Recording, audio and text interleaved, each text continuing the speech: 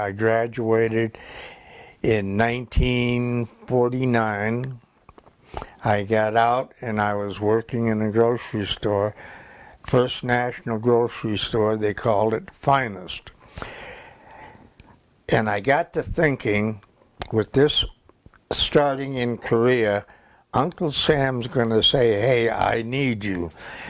So I went in town, Boston, one afternoon, on a Wednesday afternoon that I had off, and I went in to the recruiting office once. I walked out, walked down the street, had a cigarette, I smoked at that time, and a cup of coffee, went back in the recruiting office again, and the recruiting sergeant said, could I help you? I said, oh, I'll be back. I walked out again and went down a block and a half the other way, and finally I just made up my mind I had to do it. I had to enlist.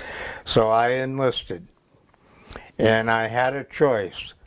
In those days you have a choice. You had a choice depending on your score, and my score was high enough that I could either go in the Air Force or go into the Army, and I picked the Air Force. And they'd only been United States Air Force for about maybe 2 years when I went in. They were still in the changeover period, and the clothes that we had was the olive drab like the Army had until we got our blue uniforms and that. I went from there to San Antonio, Texas for basic training. From basic training, got done. I was going to be a radio operator in a B-50 or in some sort of plane, and this was good. I knew where I was going to school. We all did in the whole barracks. Well, about 7 o'clock the next morning, they called us down. And they said, gentlemen, you're lucky. And I thought, oh boy, now what? You are all going to Panama City for combat training in the air police units. And I thought, uh-oh. Everybody that was going to school, to OCS or anything, we all went to Florida. A lot of them mostly stayed in the States, or a bunch did go overseas. I was one of the guys that went overseas, and we went over to England. We didn't get over to Korea, but I went over to England. Well, after I got back from overseas, I put in for, I think it was California. Well, I was lucky, I guess.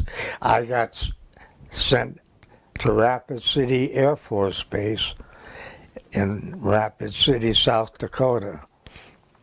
And I can remember flying over South Dakota and looking down and thinking, this has got to be the end of the world. Well, I stayed at Rapid City there. I was there when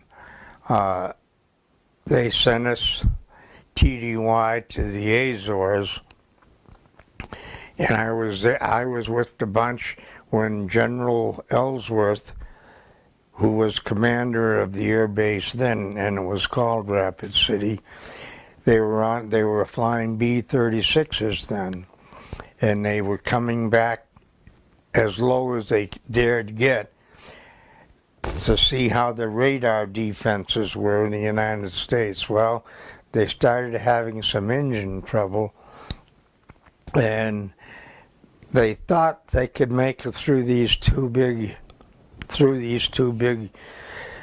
hills or mountains or what, but they couldn't. They dropped too low, and they buried them, all the crews, out at the Black Hills National Cemetery. And then later on, Ike Eisenhower was there, and he changed the base then to Ellsworth Air Force Base.